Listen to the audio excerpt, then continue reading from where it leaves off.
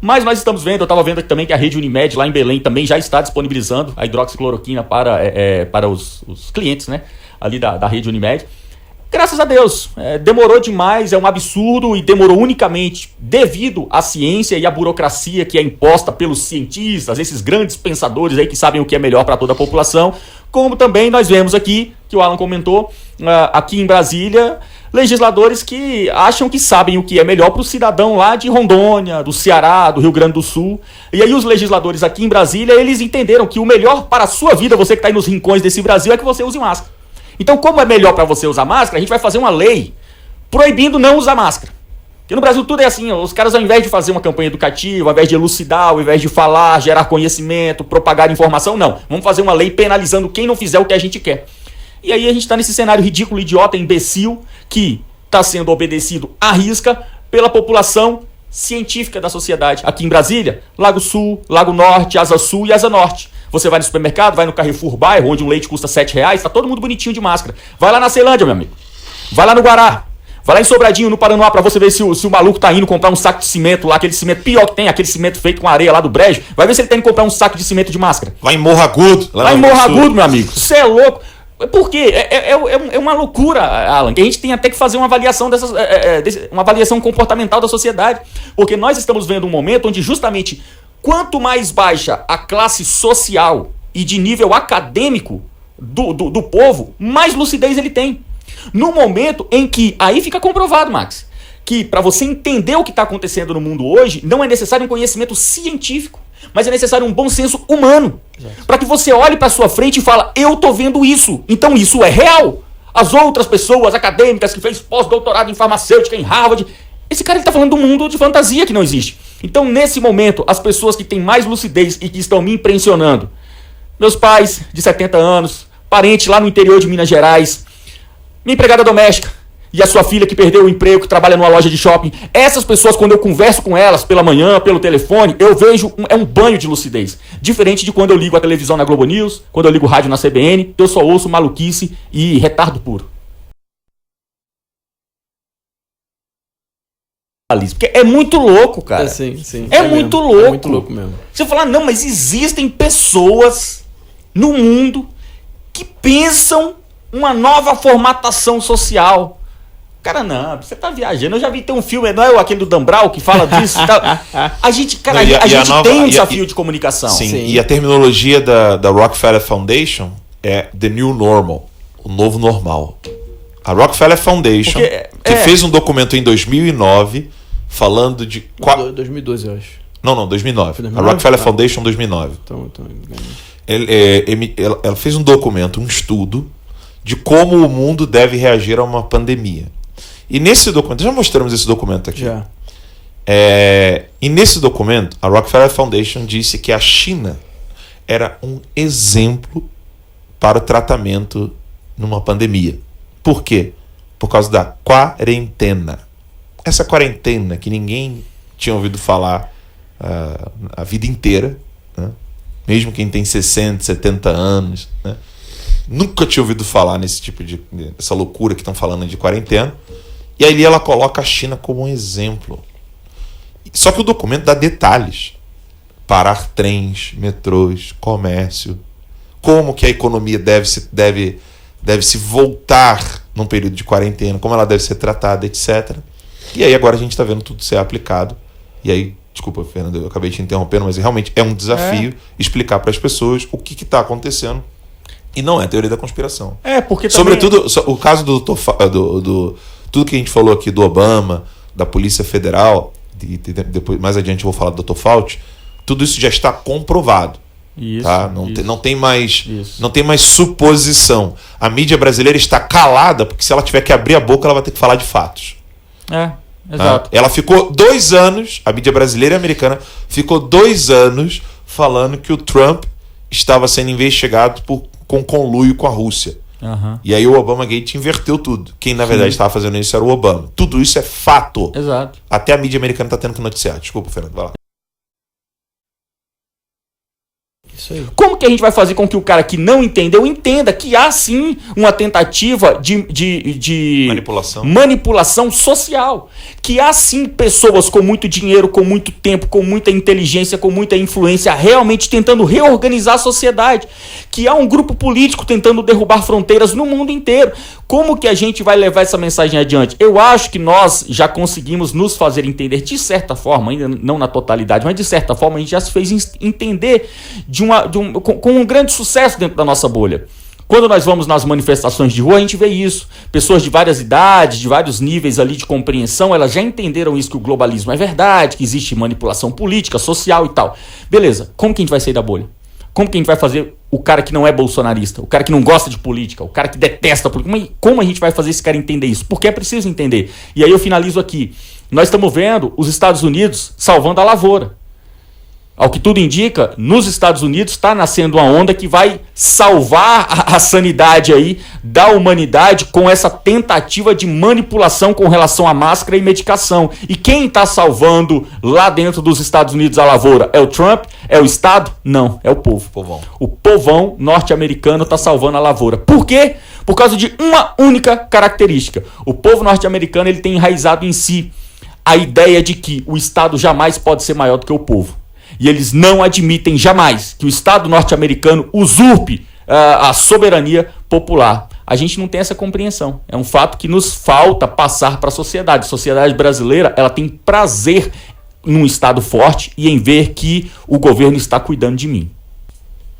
E interessante que lá nos Estados Unidos, a compreensão da liberdade ela é algo muito latente no americano. O americano não suporta qualquer conduta que vá contra a sua liberdade.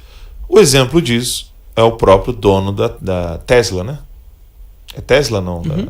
É o Elon Musk. É o Elon Musk, né? Uhum. Mas é Tesla, não? Tesla, o nome da empresa, sim. Todo mundo sabe que o Elon Musk falava ali, repetia a agenda globalista, né? É um grande bilionário, acho que quase né? Quase trilionário.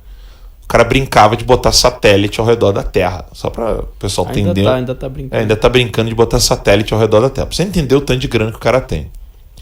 E, diante de tudo que está acontecendo, chega um ponto que o exagero fica evidente. Você não tem mais como esconder. Fala assim, cara, aqui foi longe demais. General de Overton, né? Chegou uma hora que o cara fala... Porque quando a gente fala assim, ó, triturar bebês, não é legal. Né? Ah, mas aí se eu não ver o bebê, né? Semanas, antes de um mês, não, aí pode matar. Mas aí, o que acontece? Você permite isso, aí eles vão avançando. Agora para matar com 2 meses, para matar com 3 meses, para matar com 4 meses, 5 meses, 6 meses. Aí agora qual é a discussão? Aborto é a palavra que eles usam para poder cicatrizar a consciência, né? Cauterizar a consciência, melhor dizendo. Cauterizar a consciência, deixar a consciência insensível, é a palavra, aborto, que na verdade é assassinato. E aí a discussão vai para depois do parto. Já nasceu, pode matar? Não é matar, é aborto. E aí começa a discussão, pode ou não pode? Por quê? Começou na concepção. Um pequeno erro de princípio torna-se grande no final. Frase de Aristóteles. Uma vez que você aceita um princípio equivocado, toda a construção que é feita nesse raciocínio, ela vai ser também viciada por causa do princípio equivocado. O princípio está errado. Ou seja, eu quero construir uma casa linda e maravilhosa. Onde? Na areia. Na areia da praia. Não vai dar certo. Eu sei que não vai dar certo, mas todo mundo tem a susceptibilidade de cair nesse equívoco. As pessoas vão ficar discutindo qual tipo de pilastra, qual tipo de janela, qual tipo de telhado. Não, eu quero aquele telhado americano. Sabe? Bonitinho. Vou mudar aqui todo. Mas aonde que você está construindo essa casa? Na areia. Não vai dar, tudo vai desmoronar. Aí quando termina de construir a casa, imediatamente, não desmoronou. Veio a primeira onda e começa a quebrar tudo. Aí depois a pessoa fica se perguntando, puxa, agora a gente precisa começar a fortalecer as bases dessa casa. Aí começa toda uma corrida para tentar fortalecer as bases da casa ainda na areia. Quando o cara se dá conta que ele não teria nenhum tipo de esforço insano para poder fortalecer a casa se ele construísse simplesmente numa rocha, longe da areia, longe da água, do mar. Aí ele começa a perceber, poxa, então quem construiu a casa lá no campo, num local onde tinha várias rochas, facilitou a vida dele. Ele não precisou de fazer toda aquela tecnologia. Claro, ele não construiu a casa sobre areia. Mas isso aí é evangelho. Não, isso não é evangelho, isso é física. Já começa por aí. Isso é ciência. A vida humana precisa ser feita assim. E aí o que nós estamos vendo agora é isso. Nós vamos construir as nossas leis sobre a rocha ou sobre a areia. As leis que vão garantir a conduta de uma pessoa.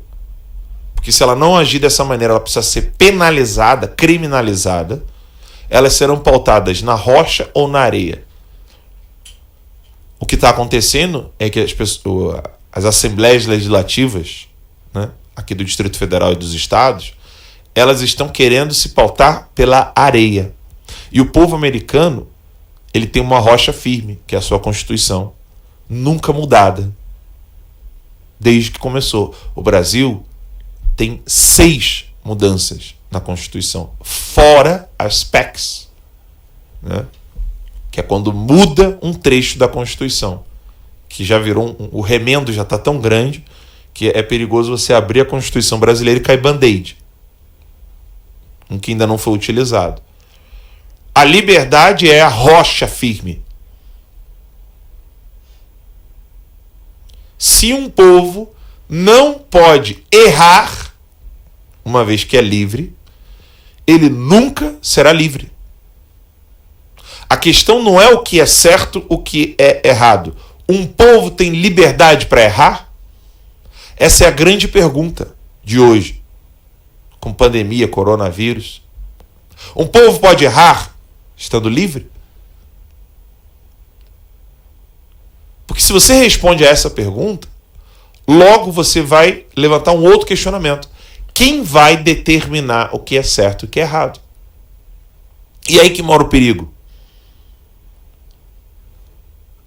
O legislativo, junto com o executivo e junto com o judiciário, ou seja, os 3 poderes em instâncias municipais, estaduais e federais, eles é quem estão determinando o que é bom para você, para mim, para o Fernando, para o Max.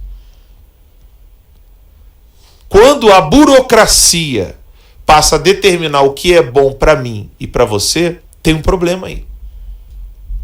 Sempre deu problema. Toda tirania nasceu assim.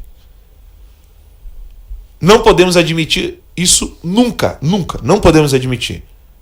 Liberdade em primeiro lugar. Nos Estados Unidos funciona assim. Colorado quis abrir para maconha. Não vamos criminalizar mais. Está colhendo as consequências. Depressão, roubo, destruição da família. Kansas, que é do lado, nunca permitiu isso. E não tem os problemas de Colorado. Quando você tem essa composição nos Estados Unidos, você tem estados que acertam e estados que erram. As pessoas vão morar nos estados onde elas querem. Você pode... Ninguém é proibido de mudar do Kansas para o Colorado ou do Colorado para o Kansas. Mas o todo dos Estados Unidos você consegue ver. A questão do desarmamento. Illinois aplicou uma política de desarmamento. Aí você vai ter um problema grave lá. O estado de Nova York implantou uma política de desarmamento. Aí você vai ter um problema lá. Kansas aplicou um outro, que é não desarmar. E lá não tem os problemas de Illinois e no estado de Nova York. Texas também. Lá também não tem o problema. E aí a consciência da população começa a perceber o quê? A galera de Illinois errou. O pessoal de Nova York errou. O pessoal de Colorado errou. O pessoal da Califórnia errou. Aí acontece o que aconteceu com o dono da Tesla. Eu vou abrir a minha fábrica eu quero ver quem vai vir aqui me prender. E os outros começam aí. Vai acontecer como aconteceu com aquela cabeleireira que nós falamos ontem no Radar da Mídia, que desobedeceu e abriu a barbearia dela falando, olha, eu preciso alimentar os meus filhos. Agora, no Brasil, temos um problema gravíssimo. Gravíssimo. A liberdade não é um valor imutável, um valor que você não pode tocar, é intocável. No Brasil, a liberdade está condicionada à tal da justiça, da igualdade e da fraternidade. E é aí que mora o problema, Fernando.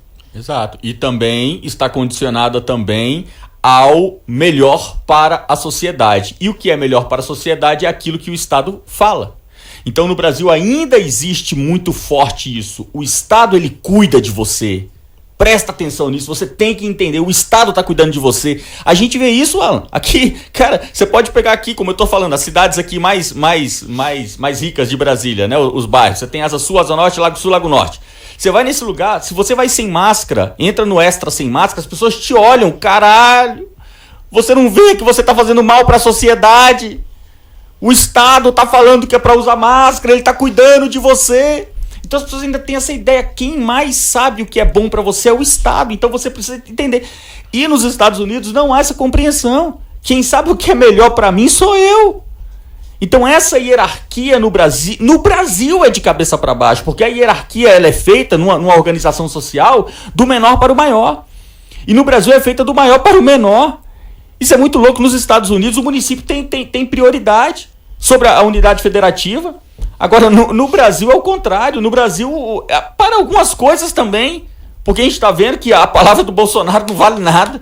Bolsonaro chega e fala, ó, pode abrir as barbearias, o salão de beleza. O governador, na mesma noite, manda um zap pro jornalista, eu não vou obedecer. É uma bagunça total. Tudo favorecendo sempre o quê? Favorecendo um projeto político de poder, um projeto de esquerda, um projeto socialista, que a gente volta pro ponto inicial. Como traduzir isso para o povo entender.